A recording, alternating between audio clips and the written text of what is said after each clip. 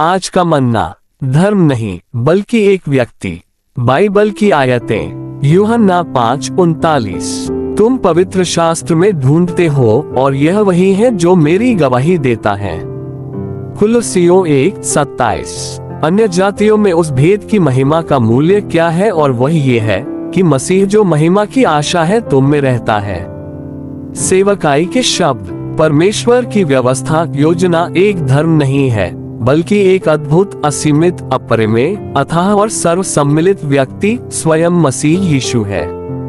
मसीह परमेश्वर का मूर्त रूप और कलीसिया की सामग्री है। यह मसीह हमारा जीवन और हमारा व्यक्तित्व होना चाहिए।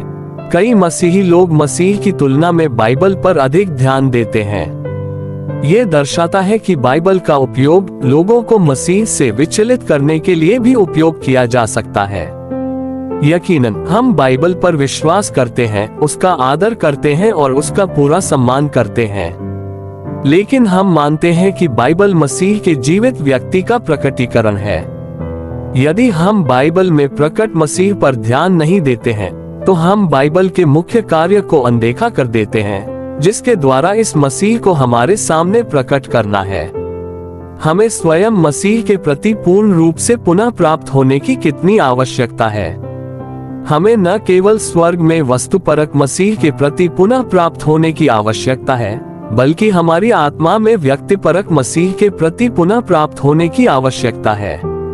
ये व्यक्तिपरक व्यक्ति स्वयं को हमारे हृदय में फैलाने का प्रयास कर रहा है।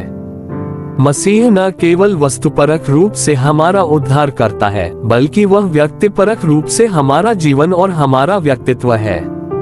हमें ऐसे व्यक्तिपरक मसीह पर अपना पूरा ध्यान लगाने की आवश्यकता है। गलातियों 2:20 में पौलुस कह सकता था, अब मैं जीवित न रहा पर मसीह मुझ में जीवित है। यहाँ पौलुस ने मसीह के जीवन, मसीह के कार्य या मसीह की शक्ति के बारे में बात नहीं की।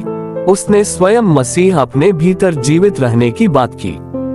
हल्लेलुया, मसीह का स्वयं व्यक्ति ही हमारे भीतर जीवित रहता है। आमीन।